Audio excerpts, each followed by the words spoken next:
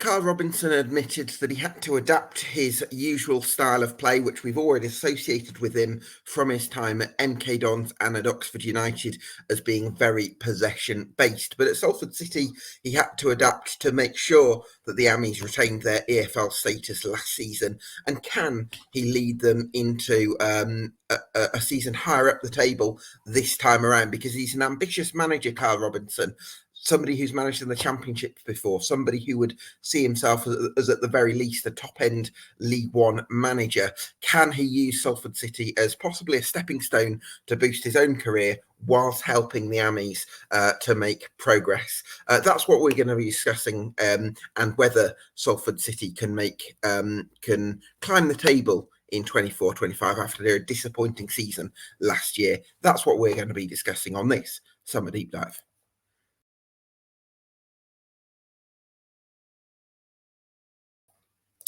Yes, welcome along to the latest EFL Debate Summer Deep Dive, one of 72 podcasts we're doing between mid-June and mid-July across the EFL, talking to fans of lots of different clubs. There's already been a few uploaded to YouTube and to Spotify, so go check those out and subscribe, of course, once you're done with this one. For now, delighted to be joined by Danny from the excellent One Up Front podcast on Salford City. Cheers, Gav. Danny, yeah, thanks so much for coming on this afternoon. Really appreciate your time. Thank you. Just reflect on last season for me. Okay, so we've changed managers. So we've got rid of Neil Wood. As much as I liked him, I think when a manager is unable to, if the players lose belief in the manager and what he's trying to do, and the rumours out of the club are that he's not communicating effectively with the team and he's kind of squirreling himself off in his video analysis room and not actually speaking to people, then things had to change. So you can kind of, I think it was just after Christmas, between Christmas and New Year when we brought in Karl, and it was probably, in my opinion, a little bit too late, because I think the signs were, for at least the last 3 or 4 games before, the players were so easy to beat that as soon as we conceded a goal, we were easy meat. And that's not a nice thing to see. So the crowd were really tetchy at that point. We had a very, very short spell of the assistant manager, Simon Wiles, maybe 2 games before Karl came in. And I think we'll be able to talk at length probably today about what Karl did and how Karl changed things drastically in a short period of time. Yeah, absolutely. By the way, you mentioned Simon Wiles there, and I wanted to touch on him before we move on to Karl Robinson, because he was regarded, from what I remember, as a really good coach when he was at Fleetwood. I think people spoke very, very highly of him there. I don't think it quite worked out for him when he took the number 1 job there, but do you see... difficult to tell, I suppose, from an observational capacity, but do you feel like he's a good addition to the coaching staff?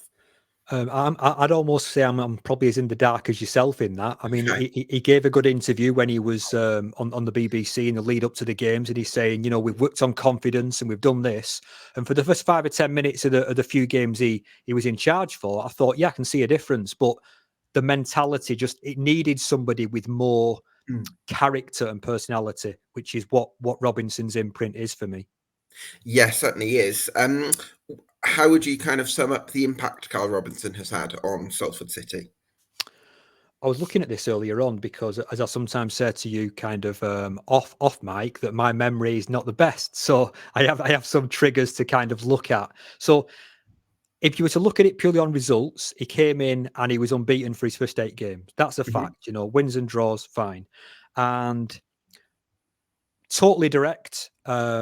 Massive. And the thing that surprised me the most, apart from the fact I wasn't expecting him to play so direct, which he did say was a complete influence of his time with Sam Allardyce, because he'd consulted with him and said, I've got Matt Smith, I've got this team, what we're going to do with it. And Sam was kind of leading him in that direction. But the intensity of the way the players moved around the pitch, the fight they had compared to being dead on arrival in the previous few months, was amazing. We were blowing teams away, not necessarily with goals in the first half, but the amount of effort and the amount of chances we were creating in that, I would say, 6 to 8 game spell was incredible. But there's one little micro period, I think, as well, that it worked very, very, very well up until we got to play Swindon, which is a 1-1 draw. In that game, which I didn't go to, but I watched on the stream, I could see that we'd been sussed. One, we were running out of energy because we weren't fit enough. We didn't have the athletes to get around the field. I'm always talking about the lack of athleticism in our midfield. Yeah. And I do think that our tactics have been so cut and paste from the Forest Green game to about the 6th or 7th game in his tenure that other teams knew exactly what to expect. There was no surprise element. So I think after that, there was a distinct tailing off. Do you know what? It's so interesting because I can totally see your point about how the lack of athleticism in midfield might have contributed to maybe struggling with not giving yourselves enough oxygen, perhaps, when in terms of looking after the ball and having to cover so much ground and maybe it being a bit much. But I actually think the ironic thing is, I actually think that's probably the reason why you went direct in the first place, because if you've not got runners who are going to create space for the player in possession, does it actually make sense to play into Matt Smith earlier or get the ball forward earlier into more attacking players who might have a bit more athleticism or strength in Matt Smith's case, or Luamba sort of pressing and then the ball kind of drops into your midfield on seconds. So it's interesting. It's interesting that. Just on that point, though, I remember reading an article in 442, again, about 1980s footballs. It's not necessarily the same, but I think it was Liam Brady talking about when he was playing for one team or other. When they went direct, he was towards the end of his career and his legs had gone a little bit. And he just said, as gifted as he was on the ball, there was no way he was able to be utilised effectively in a direct scheme. So admittedly, that's 40 odd years ago, but that there is... you've got a different school of thought, and I appreciate it. It's a bit of devil's advocate, and I see that. But I think in general, to be able to be in two places at once takes a little bit of athleticism that I just don't think your Stevie Mallons, your Elliot Watts, even Matty Lund, because of his age, I suppose, we just didn't have it. And when we start to get to, if we're going to look at, say, what players we've actually still got left on the books, then we've lost quite a few of those. So it's probably going to look even worse come next season. Well, let's. I want to have a bit of a big picture look at the squad, Danny, because where I'm slightly unsure is the club released. So, unlike most retain lists where clubs release the player, they tell you the players that are under contract for next season. What Salford City have done is they've told you the players who are leaving, but then they've said everyone else is either under contract or in discussions. Correct. So it does leave us, in terms of this conversation, Danny, it does leave us in a slightly ambiguous place because we don't know. It's hard to say how many players Salford City are going to need because we don't know who's out of contract and, how the conversations are going or who's likely to leave. So it is, but I mean, I look at sometimes recruitment and wage budgets a bit like a fantasy football point system where you've only got, or maybe sometimes they work on like cash, where you say, right, I've got a budget of this and I have to divide it between the team in such and such. I think looking at our wage budget of last season, big earners, I would say probably Elliot Watt was, at least performance-wise, he was a big player. Whether he was earning that much, I don't know, but he's gone. We don't have to worry about his wage. Stevie Mallon, gone. His wage is gone. Matt Smith, wage gone. The only person we brought in who I would expect to command anything like a decent wage is Cole Stockton. So I again, going back to that fantasy football analogy, I still think we've got a few points on the board to be able to allocate to our team.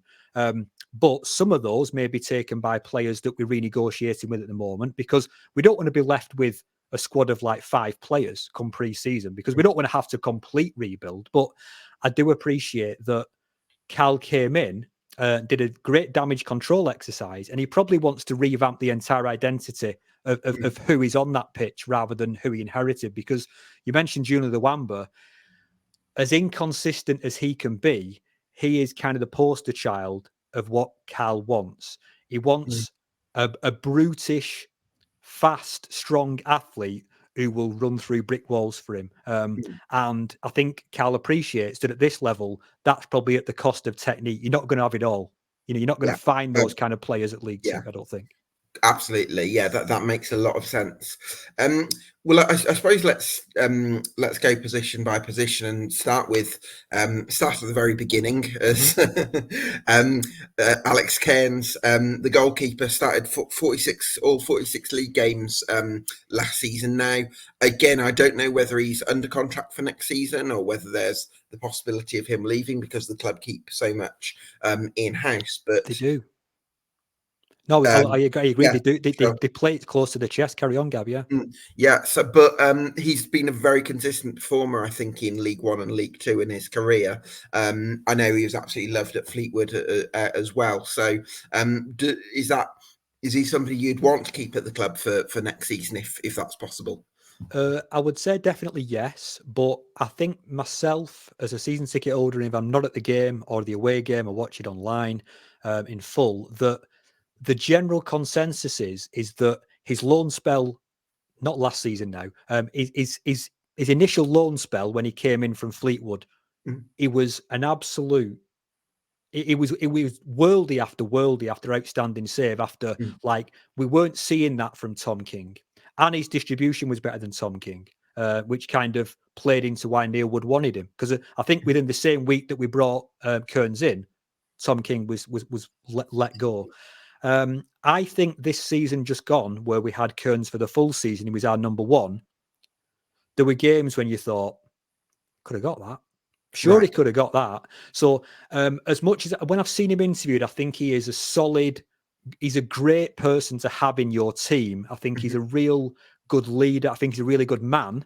I think he's probably about as good a goalkeeper as we can get, unless we strike very lucky and find a maybe under the radar Elliot Watt who plays in net. You know what I mean?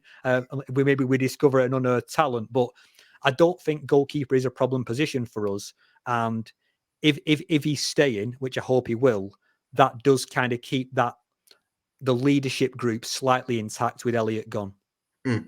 Yeah, it's going to be interesting actually to see what the squads are in pre-season friendlies because that's probably going to be your first indication Yeah. or the photographs of pre-season or whatever, because it probably is going to take that to actually know who's going to be at the club for next season. I'm just wondering, you mentioned that Alex Cairns had a few game moments last season where you thought could have got that. Do Yeah. you think that bringing in another goalkeeper?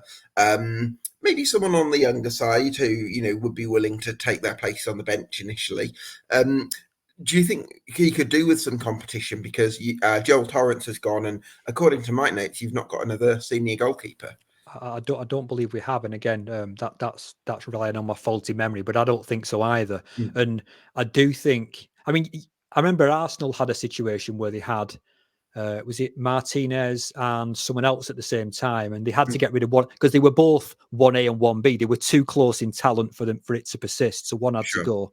Um, and I don't think that makes sense because it would probably cost too much in wages to do that. But I do think someone who has a chance of playing, who we would not be panicking if they were in as an emergency, rather than a young kid or a backup's backup, would be an upgrade and may actually push. As professional as Alex is, I do think a bit of pushing would help you.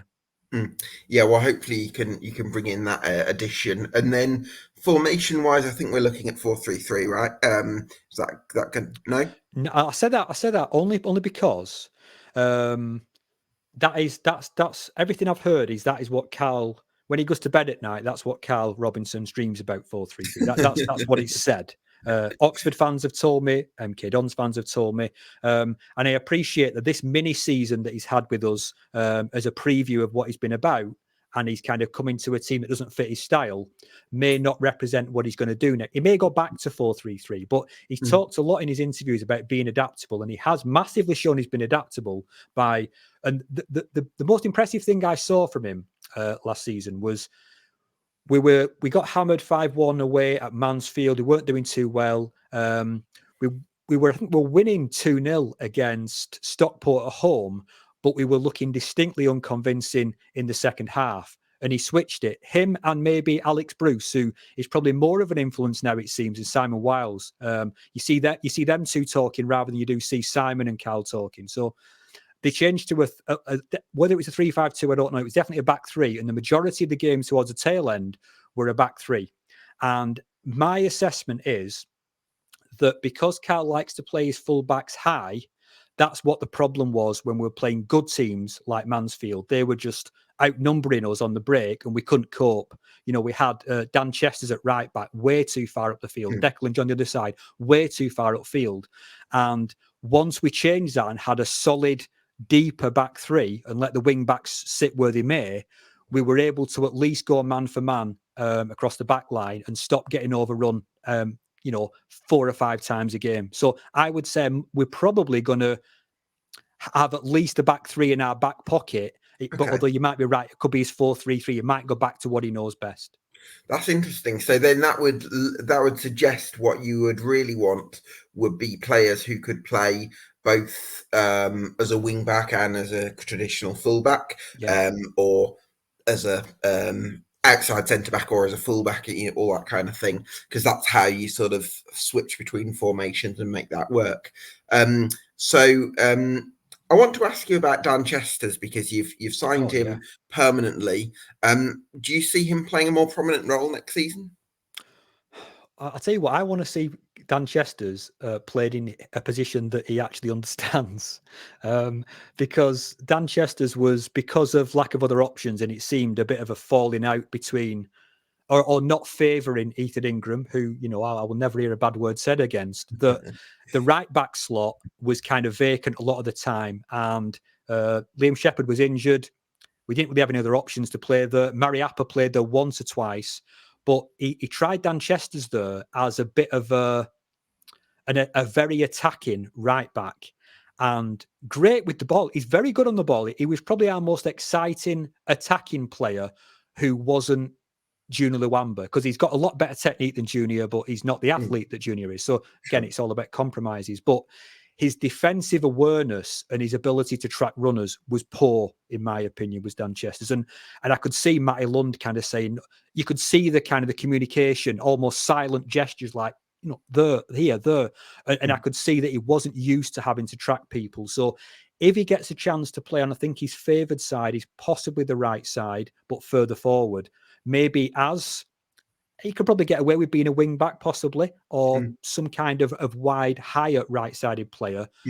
I'm happy with. On the ball, I love the fact that he drives at players. I love people who do that, because it really works against very organised defences like your Barrows and people like that. So he could be a game changer. But the problem is, I think Junior Luamba is such a teacher's pet for Karl, and a real project. You see him in the warm-ups that he's always got his arm around Junior, always trying to motivate him, always trying to give him tips, that I can't see opportunities in maybe a wide winger style role given to Chesters above Junior. And I'll just say one other thing, again, from the time when Karl was on my podcast.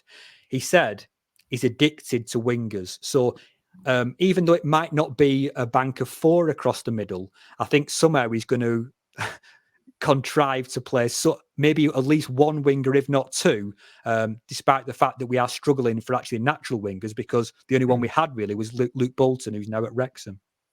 Yeah. I mean, I'm just wondering, there's a world where 3-4-3 could work, because you would have Junior Luamba on the right of the front three. You'd have Dan Chesters in what would be a very attacking right wing back role. And then, but what I think that would need is a right-sided centre-back that's very good in 1v1 situations, because if you're giving Dan Chesters lots of attacking freedom to sort of go and link up with Luamba, then you're going to need your right centre-half to be very comfortable defending those wide open spaces. We've never had that. You're absolutely right. I mean, no matter the right-hand side, when we play a back three, is generally Theo Vassell. That's generally who we slot there. And whoever we've played in the back three as a centre half, Curtis Till, Adrian Mariappa, etc., they look very exposed in space. Theo has a slight background, I believe, as a younger player, as a right back, but I've seen him in his Salford career there. It looks like a fish out of water. It really does. He doesn't like it. Curtis Tilt just tries to push people over. He won't be on the right side, admittedly. He's more on the left. But Curtis Tilt screams middle centre back to me. yeah, probably so. But then again, depending on how many left footers we've got, he seems to sometimes play on the left. So it does depend on that one. But I don't even know anything about him. But the one player that I know you're not talking about this position yet, but we are talking kind of centre back. Yeah, sure. Stefan Negru from Oxford United, 20 odd year old lad. We're bringing him in, I believe, on loan for a year. And I think he played over 10 games for Oxford last year. So he's a prospect. I've heard he's a bit of a ball playing centre half. And me and you were always talking about Richard Nate was the only ball playing centre half that Salford had in the last 2 or 3 years. He's the only one who made sense in the Neil Wood system. So I think the signing, at least according to the Irish Mirror website, of this lad from Oxford signals we are going to at least try and play from the back and not keep belting it upfield to Junior Luamba all the time. Yeah, I think instinctively when I saw the link with Stefan Negri, I immediately thought, "Oh, that's interesting." That's I'm kind of I didn't know they had the budget to pull off that kind of acquisition, especially. Yes, so he's Jacob, who's an Oxford United fan, has said he's very good. He could easily play in League One, so should be a top player for League Two. And then Alfie Wilson has said, agree with all of this. He's played very few senior minutes in his whole career, but was always commanding and dependable when he played, because he did have to step in for Oxford, I think, quite early in last season when they had a few injuries at the back. Alfie says he couldn't speak more highly of him. He can easily become a Championship player and Ireland international. So commanding and dependable is the review. So for me, I actually think that's my favourite Salford City signing of the window so far. Yeah, I mean, I everything you've told me there is news to me, apart from the fact he is got an Irish background. I've got a podcast I'm going to be recording tomorrow with an Oxford United fan to try and get as much detail as I possibly can out there, same as I did with Cole Stockton recently. So with a Morecambe fan. So yeah, I'm intrigued to see all this. And when I look at how close our pre-season games are, we've got a lot of back-to-backs playing, say, Tuesday and Wednesday night. So I take it one's going to be a full team, one's going to be a B team or a Salford City 11. But because the squad's so small, I'm wondering how we're actually going to fill 2 full teams in pre-season. But we'll have to see how that goes. Yeah, absolutely. So for that outside, I mean, I'm thinking at the moment Negru might play in the middle centre back role. Right. Is there a world where Liam Shepherd could play as a right centre back in a 3? Can't rely on him though. I don't even think about him, because honestly, when he's in and he's up the field and he's hitting them crosses, and naturally an attacking fullback, it's great. But you can't hang anything on that, because no offense to the guy, he seems like a lovely fella who loves his dogs, I believe, but it's just no, he's not in my thoughts. No. Okay. Well, but yeah, he could, and I've seen him do it. Yeah, I've seen him do it under Neil Wood, especially.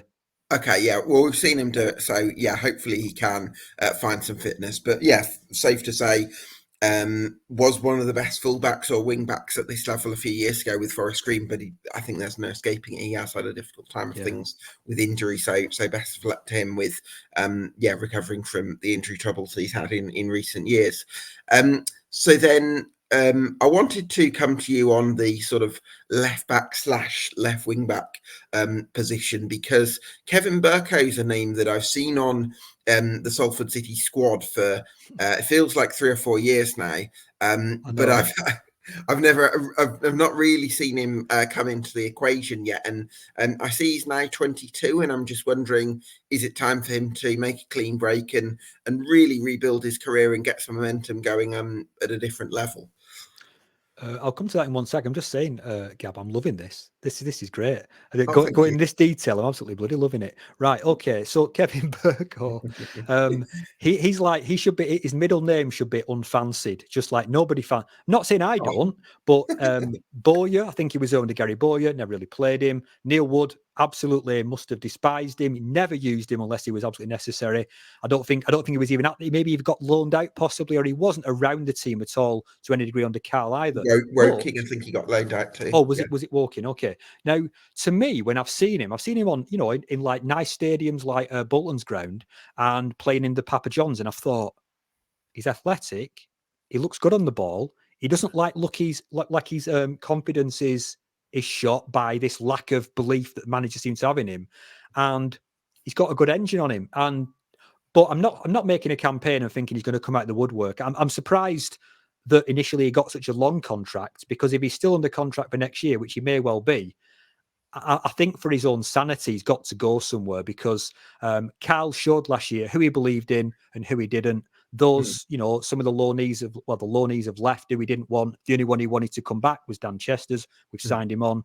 And yeah, Kevin Burko is, I just don't see it. I don't see it happening at this club. I think he's got some decent talent, and he's got an athletic body, an athletic physique, and he's fast, but nobody seems to trust him, and they see him every day in training. So who knows? Of course, yeah, absolutely. That's a tough one. I think I would imagine. I don't know the situation. Neither of us know what goes on behind closed doors. But I would kind of imagine, from Kevin Burko's point of view, this is really your time where you've got to get your career moving in the right direction. And I'm not sure that that's going to happen if you stay at Salford City. Totally.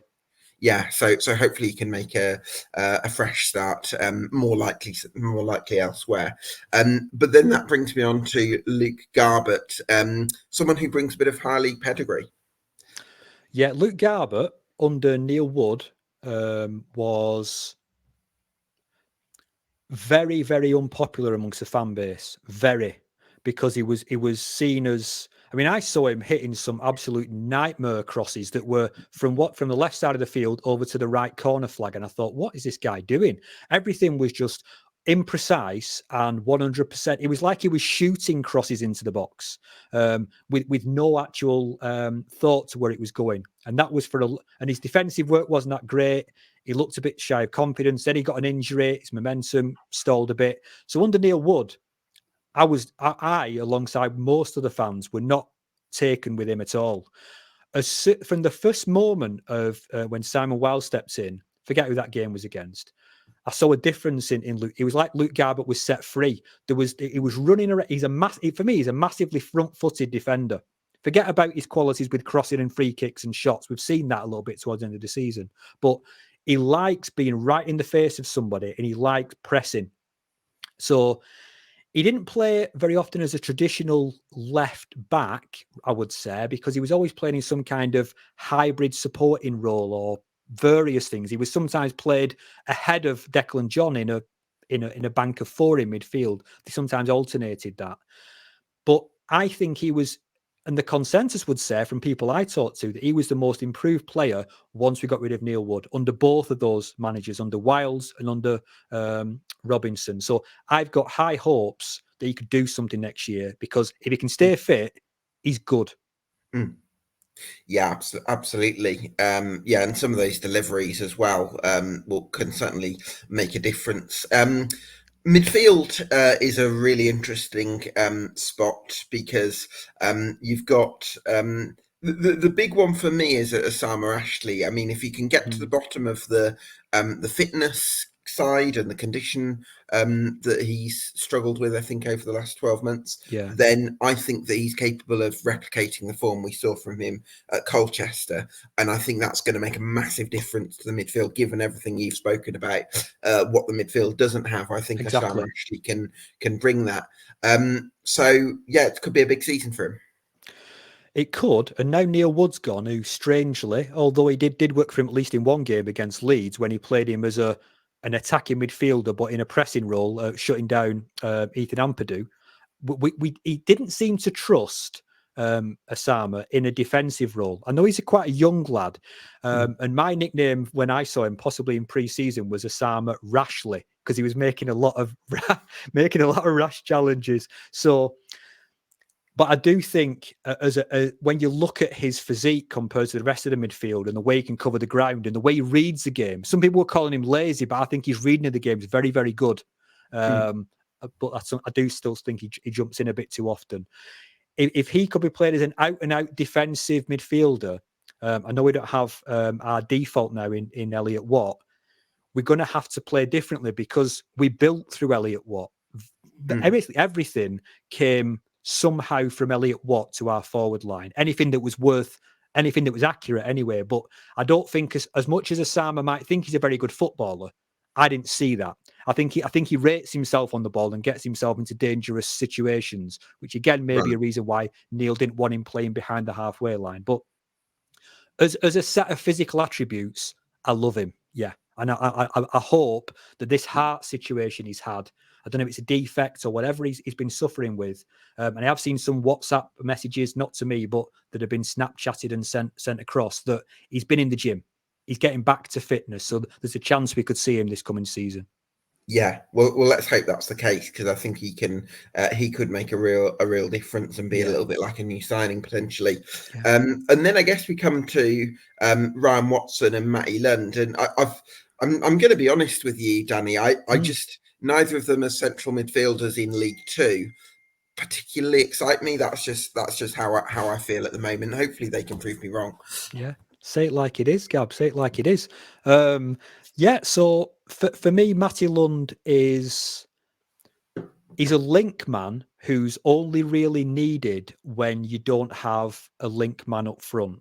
Because so if say you were playing a Callum Hendry, who his main role for me is as a deep lying, almost a playmaking striker, although he can score as well. I've heard that similar things could be said possibly about Cole Stockton, that he is, from various teams he played for, link up. So I don't see the need for an older player like who's, as much as he's got one of the better engines and he can get ahead of the strikers and quite a good supporting player. I think Matty Lund is probably, his skill set is not needed as much if we have decent hold-up play in front of him. And Ryan Watson, I've always liked him because I think he's very defensively responsible, far more so than I think he gets credit for. But I think he goes missing at times. And I mean that you just don't notice him and you think, he's got a good shot on him. I think one of his best spells when we first bought him, that he was kind of a late joining, almost Frank Lampard shooting from the edge of the area. He didn't get a lot of goals, but he does have a good clean shot on him. I think he's a very fit bloke. When you see some of his things on Instagram of him kind of, going around his pad in the holiday season, he looks in great shape. So we've got a good professional there, but I think he's an absolute keeper. Matty Lund maybe not so, but Ryan Watson isn't an incredible player, but I think he's solid, but slightly inconsistent. Interesting. So you think in a different midfield configuration, there's a world where Ryan Watson actually becomes your solid, reliable anchor, and you've got other players who can bring different things to the equation. I have been expecting him at times because I do think that the only thing I could criticise about Elliot Watt really was his lack of mobility, or my perception that his lack of mobility. So I think because it tended to be that Ryan normally covered the left in a 4-2-3-1. Ryan normally covered the left side, and Elliot covered the right. And I do think that Ryan sometimes had to do a bit extra covering because Elliot's first step was just not quick enough. And that's why I think it was Chris, the Bradford fan, who sometimes you have on, that he would say that's where Elliot was always getting booked, because he had to foul people to stop them running past him, because he's not able to close down as quickly as your Osama and Ashley's. I see. So the thinking would be that actually Ryan Watson might do better as a single pivot than actually as a left-sided pivot that also has to kind of cover the right-sided pivot, because it's like it allows him to just take responsibility for his own game a bit more. Yeah, and he can. There's nothing that a midfielder is expected to do that Ryan Watson cannot do, in my opinion. He's maybe his long range passing, I would say. Well, he's not Elliot Watt. He's not peak Elliot Watt anyway, which but where it comes back to what you were saying earlier, like there's a trade-off with every player in certainly a League Two level, isn't there? So there is. So yeah, I think he's an absolute, solid keeper. Bear in mind as well how, you're talking about central midfield. How many options have you talked about? 2. It's like we're very thin on the ground. We need to keep people that we know what to expect from, and he's definitely one of them. Okay, yeah. Well, hopefully Ryan Watson can find that consistency that you were speaking about Yeah, next season. I suppose we've touched on two midfielders. Well, three if you include Osama Ashley and Matty Lund. yeah, Um, but then I suppose after that, Garbutt we're thinking is going to stay left back or left wing back. yeah. So then it comes back to Lim Humbles. I think showed some flashes after coming in from the academy. He's only 18. Is there a chance that he could kick on and develop a bit more next season? Um, I think so, but I think he actually got loaned out possibly at some point. I seem Okay. to notice him disappearing from the bench, or maybe just they thought it'd be more valuable playing regular games in the B team. But for me, again, seeing him on the stage at what I always call the Reebok Stadium, now is it called the Tough Sheet at Bolton? Yeah. Yes, it's whatever it is. It used to be the Macron. That for Liam to play either the full game or the majority of that game, and I think he also played against Preston North End earlier in the season. Mm. Not overawed at all, and probably one of the coolest customers I've seen on the ball, trusted in a defensive midfield position. I was like, what is going? So there's something about that lad, in my opinion. But I believe his contract ends at the end of this month. I think that's correct. I don't know if he's re-signed or not. I desperately want him to be back because even if we have to loan him out, I think keeping a player like that under contract is going to be worth something either on the pitch or in the bank balance at some point.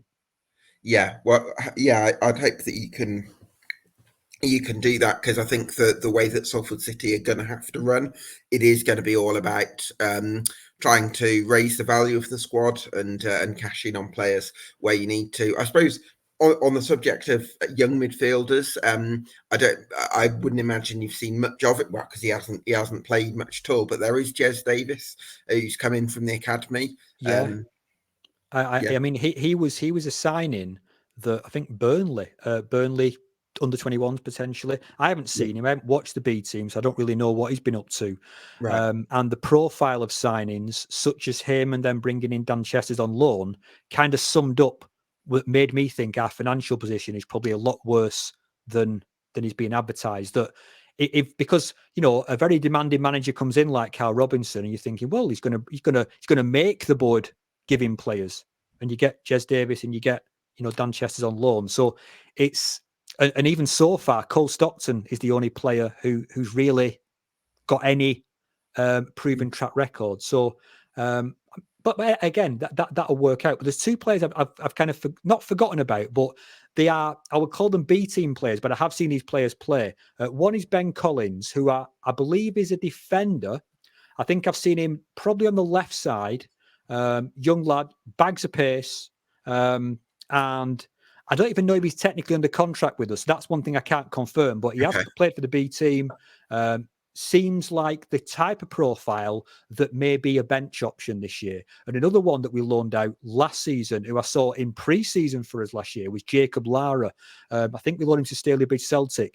I thought he looked good on the ball. Nice height, bit of a Nathan Ake type. He looked bit of Okay. obviously an under not the same physique, but you could build into that physique looking at what his natural attributes are. So they are two that I would throw in. But again, we're happy to go back to the midfield. Sure. And back to you, Gab. Yeah, sorry. No, that's really interesting to know that you've got a couple of players like that have come in from the 92 academy. Yeah. So yeah, so I suppose in terms of the midfield, I'm thinking you might want to bring a couple more in. Oh yeah, definitely. And what I hope is we don't just think let's just do the quick fix and loan people. Mm. I understand the reasoning for the lad that we're loaning in centre half from Oxford, because he seems like quite a high profile, player Yeah. who's just ripe for some development. He's going to benefit us, but I don't want us to have half a team of loanees. We used to do that a few seasons ago. Quite a lot of them from United and things like that. Mm. And you get to the end of the season, and if they haven't taken you out of the league and got you promoted, then you have to rebuild again. You've developed someone Mm. else's talent. I'm talking about it all the time on Mm. message boards and the like. I think it's a bad plan. And I always think that looking at players like the Luke Bolton, who admittedly we didn't capitalise on enough financially because we let his contract run too far before we sold him, and Elliot Watt we've lost for nothing, and Stevie Malin we've lost for nothing, that I would say Elliot Watt and Luke Bolton fit the profile of identifying younger, promising players who can have resale value, but we ended up messing up the contract things, I think, and them kind of riding it out and not re-signing. So we've kind of built those players up, but we've not really got any benefit going forward, if that makes sense. Yeah, that makes so much sense, because you've got to be able to generate some capital. I think that's got to be a really important part of the plan. Yeah. I'm it's possible that you sometimes play a 4-3-3 next season, Yeah. or sometimes a 3-4-3. Either way, it seems likely that wide forwards are going to feature. Yeah. Wide forwards or wingers, maybe 4-2-3-1 possibly. So I wanted to you brought in Robbie Cleary from Canada, and he was one who, I don't know if you had any luck with this, Danny, but I've really struggled to find much information on him, because you managed to find A something, little did you? bit, yeah. I Oh, got go in touch. on. Got What in did you touch with find? the fella. I forget his name, to be honest, but he's a writer from the Athletic who covers Canadian soccer, and he got Oh, back right. to me. Where are my notes gone now? Because it's here. He's talking about the fella came back to me, and he was talking about the academy or the structure that Robbie came from, and the Yeah, two other players that were mentioned from this, I think Sigma FC, it's called. yeah, It was Tajon Buchanan, was at Club Bruges and now at Inter Milan, and Kyle Larin, who's again was Club Bruges and Mallorca now. So that apparently that is seen as the most prestigious academy in Canadian football, Sigma FC or FC Sigma, whichever way around it okay, is. He didn't say that Robbie Cleary is going to set any worlds on fire. He didn't give me that assurance, but the pedigree is good. okay. And looking again on what I've seen, potential centre forward, or can maybe play either side wide. So a prospect. Yeah, the thing I was curious about was, I think from memory, looking on his Wikipedia page, Mm. it says Sigma to I want to say 2021 to 2022, and Yeah. then there's this gap between Sigma and Salford City, and I don't actually know where he's actually been in that time. So A university. I think it I was was some been at kind of university. university. Academy possibly. I want to say Auckland, but it's probably not Auckland. It begins with an Okay, O anyway. And I've also heard that he was at Forge FC or FC Forge. So I don't FC think he's been like kind of out of the game serving drinks at the local pub. I think he's been in the game. Sure. Yeah. Okay. No, it was a very interesting thing to sort of Yeah, get a feel for. So well, yeah, we'll see how Robbie Cleary adapts. yeah, Encouraging from a pedigree point of view. of course. Not enough in terms of reviews of him as a player to No, really say with any confidence how he's going to do. So either way, I think that's a bit of an unknown quantity. it is. So we'll have to wait and see. In terms of the other wide forward options, Junior Luamba, you've mentioned that you think Karl Robinson's going to be very sweet on him this season. Yeah, and this is. I always feel bad for criticizing Cal but I believe that anyone who is that driven as he absolutely is has an ego. So he's got an ego and he's invested time, and I think he's almost invested a bit of his reputation in saying that Junior Luamba is, or very shortly will be, worth £1 million or above. Absolute nonsense. Like, no chance. It's just. I mean, I'm not seeing that at all, because I think there was a slight injury for Junior towards the end of the season. So, and when he came back, he didn't look himself. But I think Oldham saw enough of him. I think Barnsley, who he went to after he was either released or he didn't sign he was on trial, I think, at Barnsley. Right. There's probably enough evidence to say that he is exciting to the point of he's going to do it, and then he just. I don't think he's going to do it. I think he's going to be one of those players. What was he called, that lad? Freddie Adu in American. Yes. Yeah, who just, this is the second coming. No, I don't think it is. But he's a good fit in terms of bullying opposition fullbacks on his side of the field. And he's very Inspector Gadget like, if that reference makes any sense. He's very No, none at okay. all. It was a cartoon when I was a kid, and it's basically someone who's got extendable arms and extendable legs, right? So he's Junior Luamba's balance is absolutely extraordinary. He's almost like a limbo dancer. If he's like got two players knocking him about, he'll somehow stay on his feet and more often than not, get out of that situation with the ball. It doesn't look like he's under control at all, but he must know what he's doing, and he's got some decent close skill once he's got past his quite bad first touch. So there's positives and negatives, and I did actually ask Karl specifically at the fans forum. I said, could Junior play centrally on his own? And he laughed at me and he said, no. No, if Junior's watching, I apologise if that's insulting to you, but I hope you already know that that's what your manager thinks. He thinks you're a good winger, very good out there. Your attributes are much better out wide than playing in the centre, which I think where he used to play when he was at Oldham, because I saw him and his finishing, which at Oldham and also with us, I'd say his finishing is pretty poor because it's kind of, you can feel the lack of composure and the adrenaline kind of just makes him hit these shots that are just, if only he could just keep himself body calm and his body quiet, he just tends to panic. So there's a lot to work on, but there's also a few fatal flaws, I think. Yeah. Again, as just to reiterate, you're not playing in League Two without certain flaws, and it's always about the trade off, like as you said at the top. I want to come to you on Conor McAlhenney because this is someone who's always flattered to deceive a little bit, never quite found the form that you always think he might at this level. I'd like him to have a big season, but it feels like it's been a while for him that he's really hit the big numbers. Yeah, I think the last time he really did that was at Oldham. I know I keep talking about Oldham, but it's my dad's team, so I know quite a lot about that through him. So Conor McAlhenney is...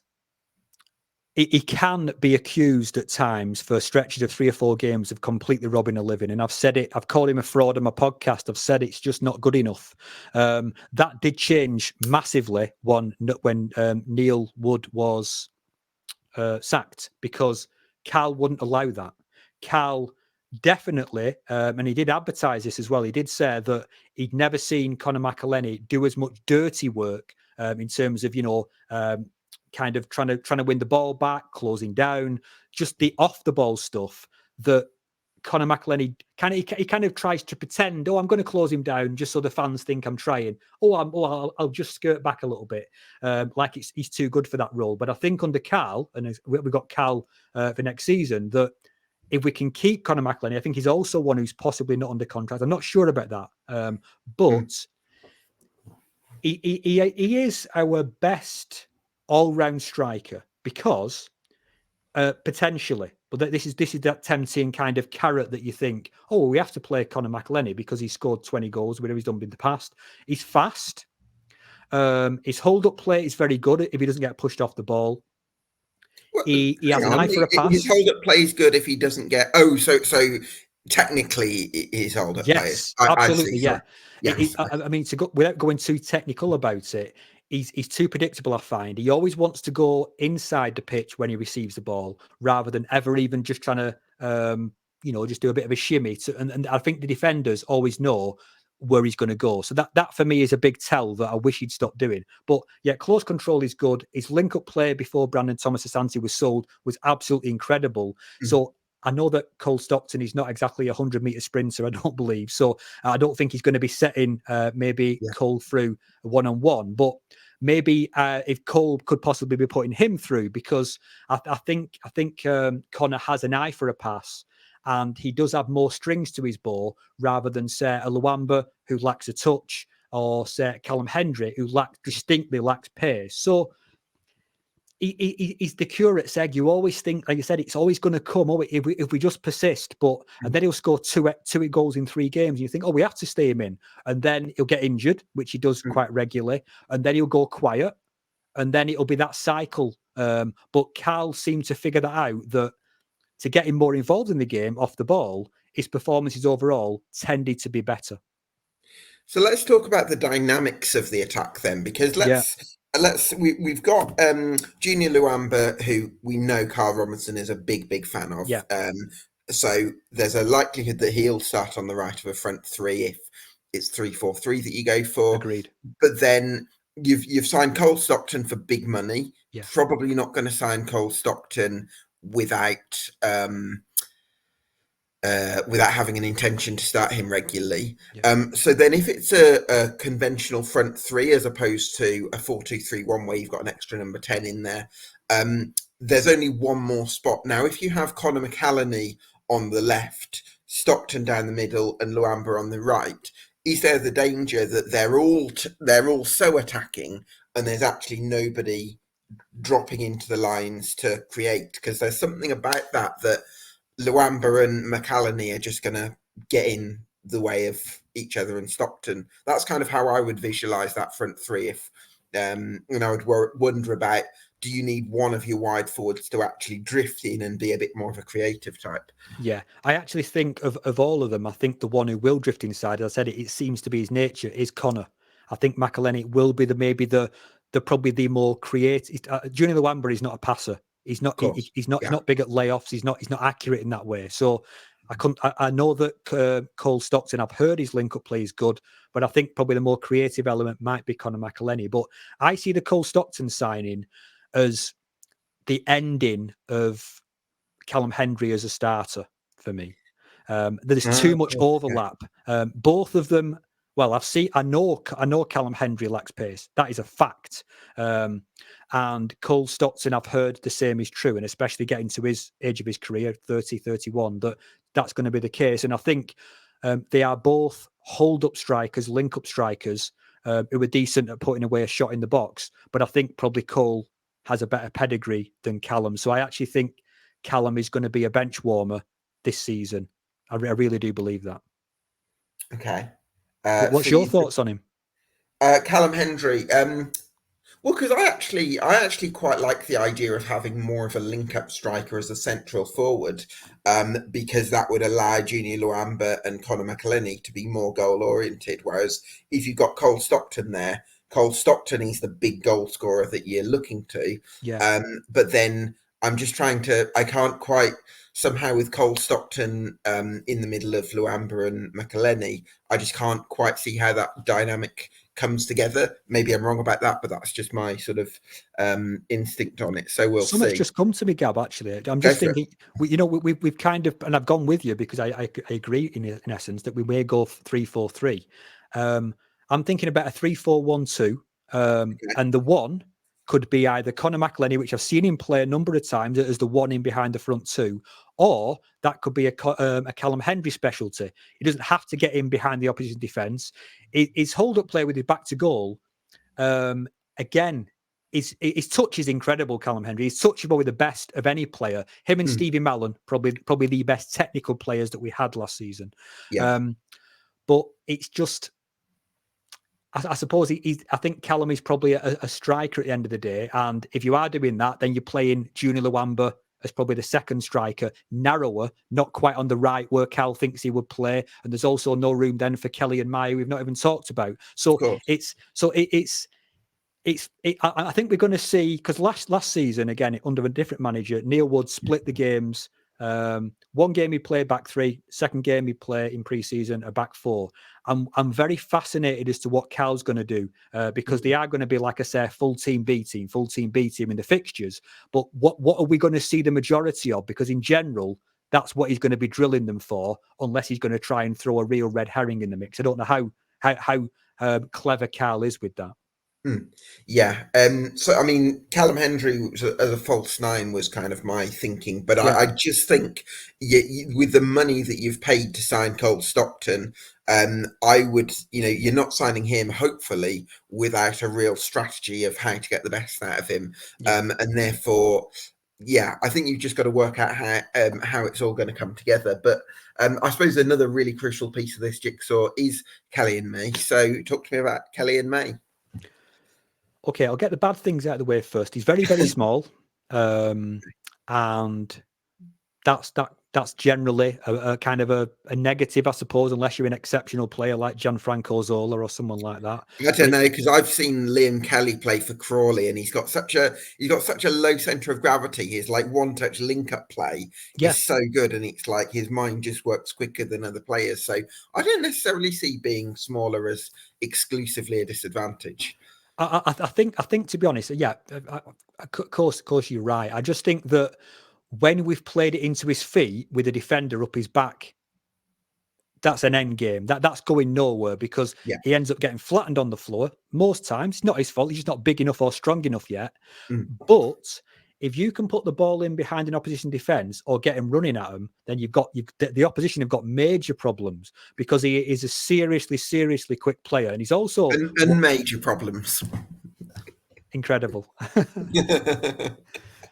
But at United, actually, because of the link, and I think because of our owners having links there, he did go on trial with United at some point in the last season or two. I can't remember how long. I don't know which team they were trying to buy him for. They ended up not taking the option, so he's come back to us. But Kellyan Mai is he's the most exciting player we have in terms of destroying other teams' defenses. And I do think that his calmness on the ball, because remember Aaron Lennon?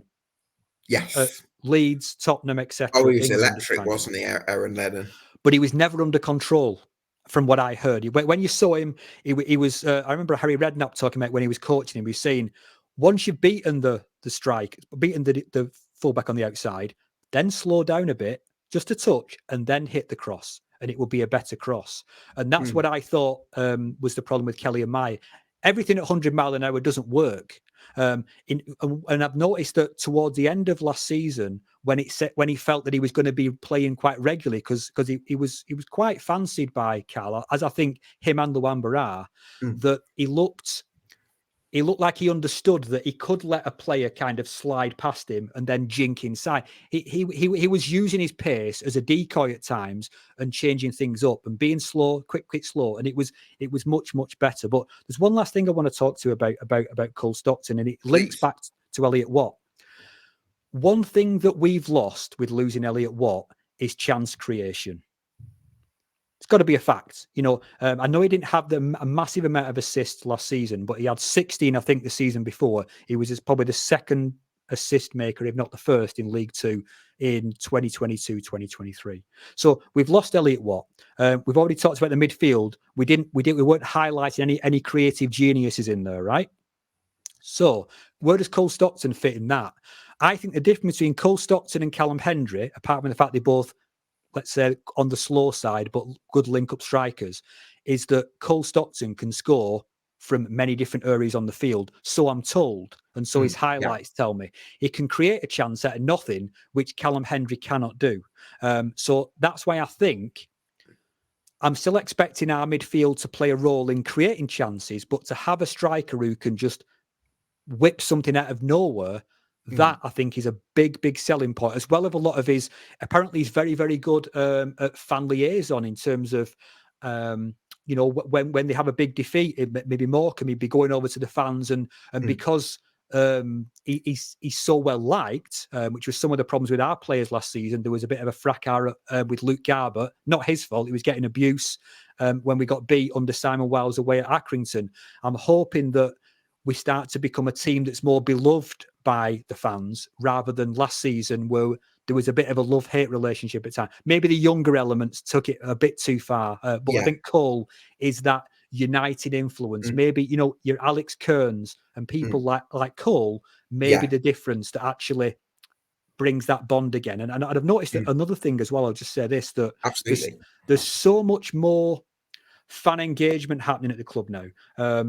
Fan forum happened quite soon after Karl joined us. I was there. Lots of fans were there. There's a Q&A with Ryan Giggs at our pre-season friendly against Crusaders away in Belfast.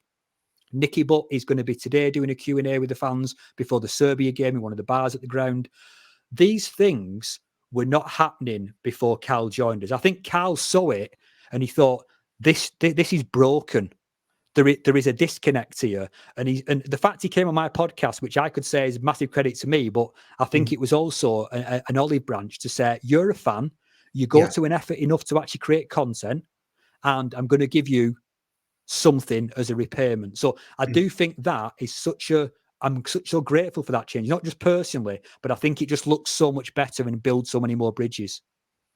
Yeah, it certainly does, doesn't it? I always think I love it when I see players coming over to fans, even after a win, but especially after a bad defeat, Mm-hmm. and talking to them. And sometimes it ends in a hug, and sort of it's like it kind of fans sort of air out, the negative things that they have to say. Mm-hmm. But then at the end, they end up having quite a nice conversation, and the mood just feels a bit nicer. And obviously, it's Agreed. horrible to have lost, but it does make a difference, that sort of thing, that you feel like players care about the fan experience. So all credit to Cole Stockton, if he can be that sort of influence.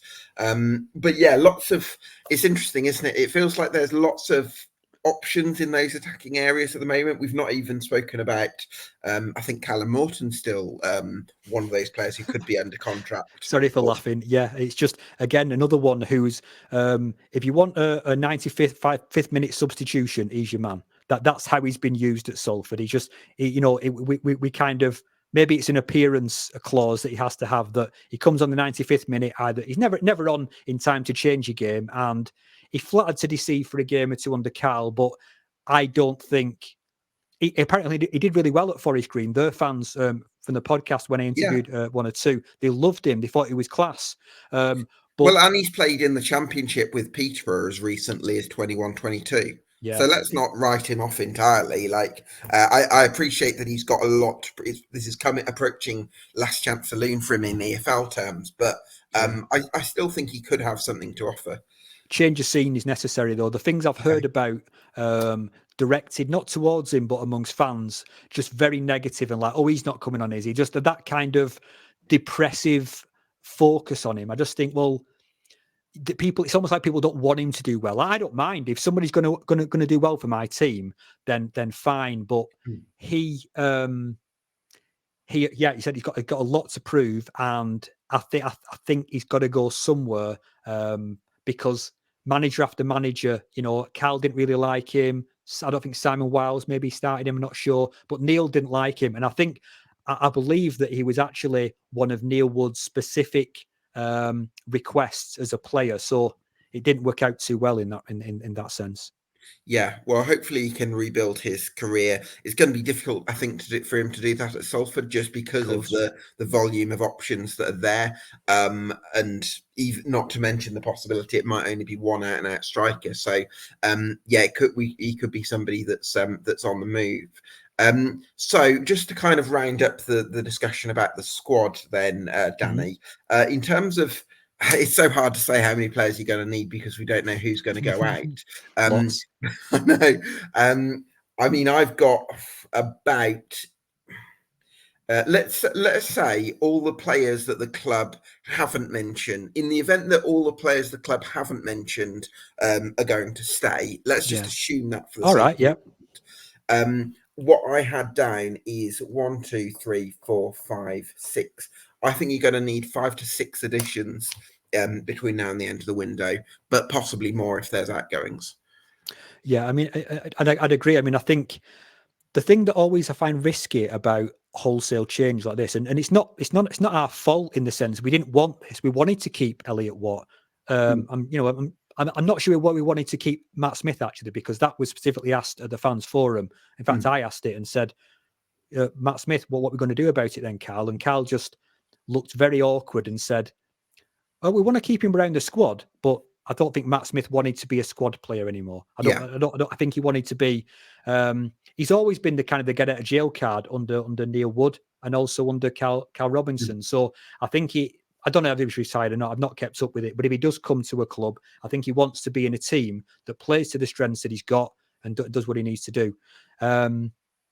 I think, going back to how many players we need, again, unofficial channels completely, but I did hear that we're going to be B team reliant next year. So I think we are going, your Jacob Laras, your Ben Collinses, and people like Liam Humbles, Kelly and Mai. I think we will be drawing on them quite a lot next year.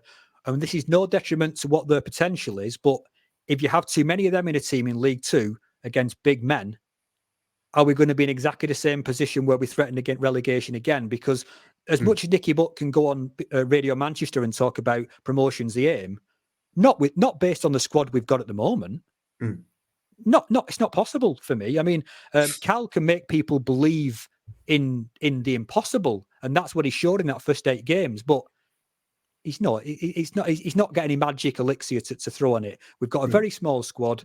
We've got quite a very highly promising B team, so I'm told from a lot of people who watched them. And the Karel Malcolm is another one, a really pacey. I think he's only 16. Again, he's behind the pecking order behind Junior Wamba, so he's got a way to go to be able to get on the field. But so there's a few who could feature for us, but I just don't think we're going to have a big enough squad or enough depth, quality in there to us to do anything other than lower mid-table. That is a real thought of mine.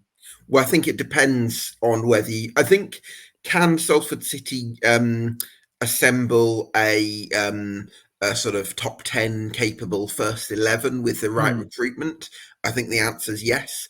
But with the budget cuts and that is going to make you be team reliant, I'm not sure that you're going to get the 5 or 6 players that I've mentioned of the right quality that's going to elevate you into a playoff contender. So it's starting to look, I don't know what you think about this, Danny, moving on to expectations. Yeah. Top 10 would be the sort of the utopia almost if you can, if you get a lot of luck with injuries and you recruit really smartly. But realism is required, really. It is, and I don't want to be, too depressing on this, but it's just, I think of like the players we've identified who have been successes.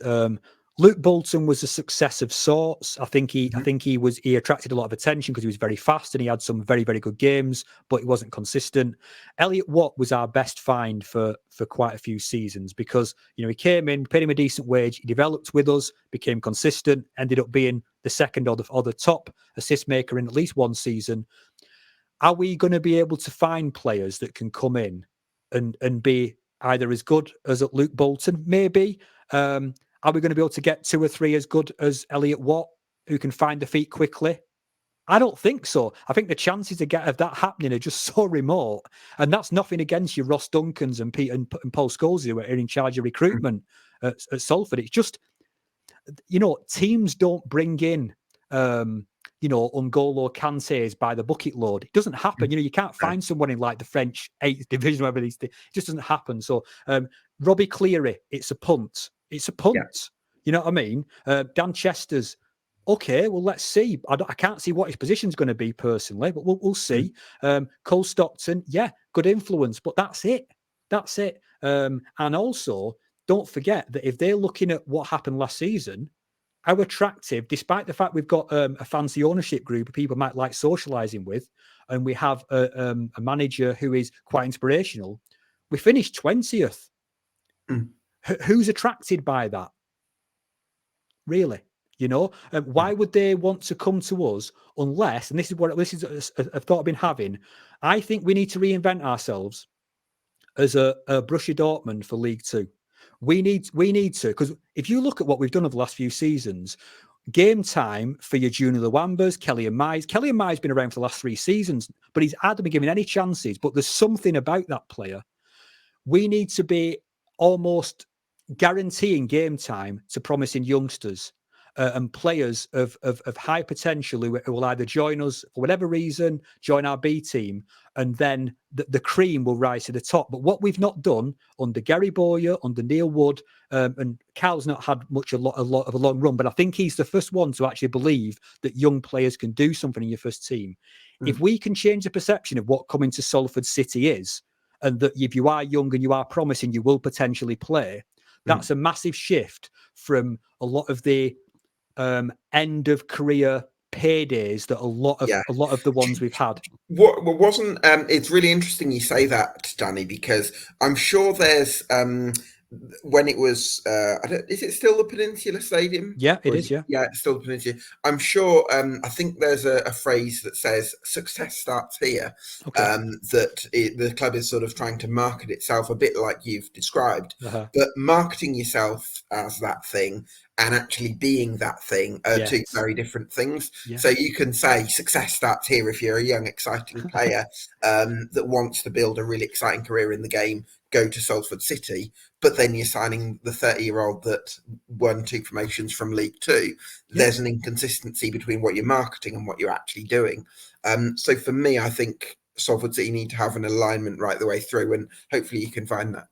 You know what the problem is as well, Gab, I think, is that forget about promotion. Like the whole pressure on promotion we've had for the last 5 seasons has been, if the manager doesn't get in the playoff spots, then they're going to be sacked. That creates a pressure, which some fans say, well, we should have that pressure. We've got this money with this club. But the problem is, it means you can't test youngsters and blood them because you can't take that risk. Yeah. So that's my problem, is that if this season, I desperately want us to stay up for many different reasons, but it's my club. So I want us to stay up, but I also want us to develop and grow some talent that I believe we have. And that can, I just think that Nicky Butt needs to maybe just stop thinking that we need to hear the word promotion. It doesn't make me feel good because it's not real, I don't think. I think we need to be honest about what we're doing. We're probably rebuilding in transition, whatever you want to call it. And the best we can hope for is to unearth a few gems, either your Robbie Clearys we brought in or Dan Chester's turns into a world beater, and we can start to accumulate a bit of a bank balance if we have to send them, or just if that B team can be what I'm hearing it could be in the next season or two. I just think if we go down to the National League, what I've seen at, again, Oldham, it's a nightmare to get out of, especially with the budget of ours that keeps being reduced and reduced and reduced. We have to be lucky, but I hope we can stay up next season, and I hope we can change our perception to even players to join our academy to think, why would they join us in the past if those players were not getting a chance in the first team? Mums and dads will look at that and think, I'm not going to Salford City. I don't care what the facilities are like if they're not going to play. So I think there's a lot that needs to change in that respect. And as you said, lip service has been paid to this, the project, the class of this, the class of the other, the foundation. But it needs to happen on the field. That's where it matters. Certainly does. What would be the reason? What would be the reason, Danny, to believe that Salford City can achieve their ambitions and perhaps have a season that sort of reflects the optimism of the board right now? If we were to condense everything that we've talked about in this podcast and just give me, one big thing that you feel gives you some optimism that yes, this could be a big good season. The big thing is that I feel this is the first manager we've had, despite the close relationship between Neil Wood being a personal friend of the owners, that I think Karl Robinson is not at risk of being sacked no matter what happens. So I think he's got the full bag of tools now to do what he wants with that team, to pick who he wants. I'm not saying that it was kind of a terrible situation where the class of 92 were picking the team, but I think we've got a strong manager who believes in youth. And I just think what we need to look at next season is stop looking for the cheat code of buying Matt Smith and thinking that we can get up by putting a few lone players around him and Matt Smith and sacrifice our philosophy for a few seasons, get up to League One and go back to what we want to do. Forget that. Let's grow. Let's develop something and let's build it season by season.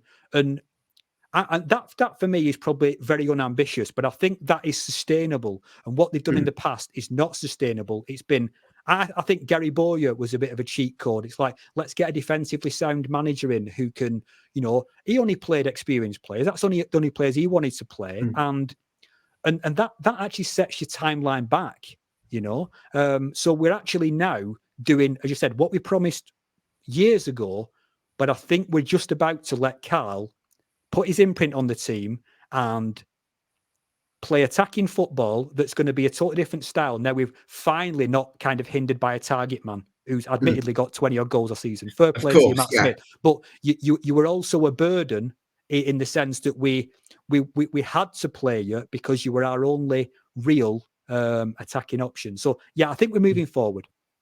Yeah, absolutely. And then give me a reason for doubt. I guess there has been some question marks over how joined up the thinking is, and some progress is going to be needed in that regard. But just give me a reason to doubt whether you'll achieve your ambitions and think possibly this could be a bit of a struggle next season. Well, I mentioned I was interviewed for an article for I think it's coming out soon for 442, and it was just talking about the fact that so many of the class of 92 who do put their own money in, of which all the fans I must say are all eternally grateful for. Yeah. Why are they all in such high profile leadership positions at the club? Why is that the case?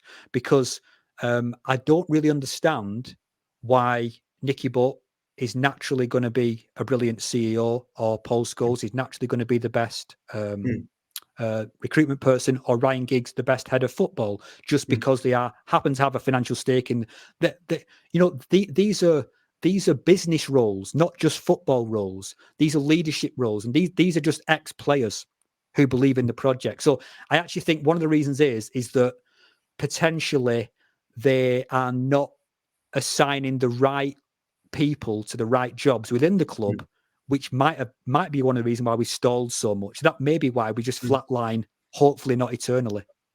Yeah, absolutely. I think, yeah, with Paul Scholes in a recruitment role does interest me because or does sort of make me question it, because when I've looked at him talking, he was an absolutely incredible footballer. Yeah. I think one of the greatest players we this country has produced. But I think if I look at him talking about football, um, he he doesn't seem like he's someone who speaks with a huge amount of technical detail.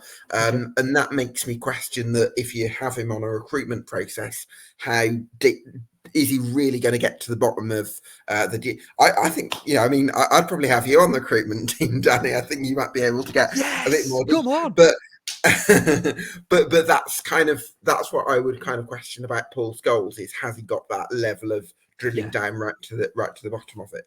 I'll tell you one thing on that, Gavin, and I really appreciate you saying that, because I'd love for them to just find him in DMs one day. You know what I Yeah, mean? That, yeah, absolutely. we need you, Absolute Danny. job at the club, Danny. Absolutely, yeah. Well, then I couldn't be independent and say what I think. But Paul Scholes, I always look at Paul Scholes.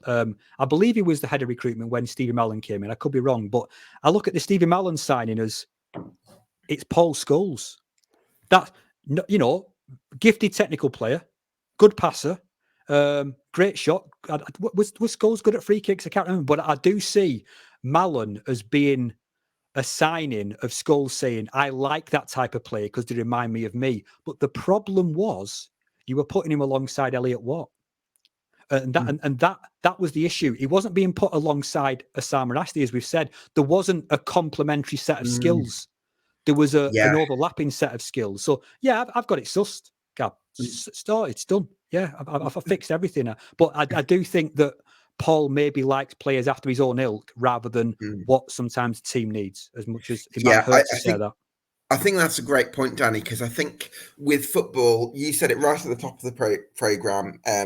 There's every player has certain weaknesses, and it's all about whether the trade-off is worth it for the dynamic of your team. Of course. So you've got to have players that complement one another with different qualities, but also they've got to fit into the overall structure. So it's not just about does this player have a good skill, but it's Yeah. are they going to fit into the dynamic of the team. And that's the one thing that I really want to see Salford City home in on when it comes to this season, and really build a blueprint that they can move forward with. And me. Yeah. Yeah, and hopefully they can do that. Final question then, Danny. Too Go early on. for a prediction, obviously, because so much can change between now and the end of the window, and a lot of unknowns in Salford's case in terms of who's going to go out as well. But give me a number between 1 and 10 to denote your level of optimism for next season right now.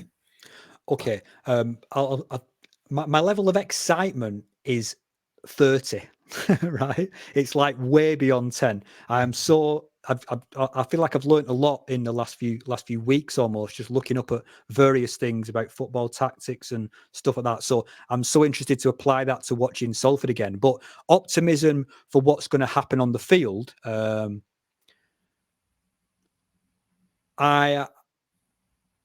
a 3, and I just am a 3. I mean, I think it's going to be a season-long fight to stay out of the bottom, however many go down. I really think it will be, because that's unless we strike lucky and bring in these players that haven't been discovered by other people's Excel data spreadsheets and they've not been identified. I don't see us doing that. So I actually think that it's going to be a B team plus situation with Salford next year. Exciting to see.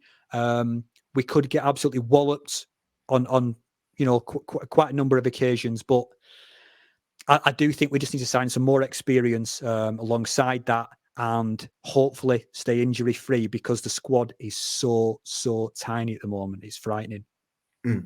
Yeah, well, hopefully you can make the right additions. Danny, it's been such a pleasure to get your insight on Salford City this afternoon. Yeah, I loved it as well. This is probably one of my favourite deep dives of the summer so far. Hope you enjoyed it at home. Thanks for watching or listening. Subscribe on YouTube and on Spotify. You can give us a review as well if you'd like to. This has been the EFL Debate Salford City Summer Deep Dive. We'll see you again next time.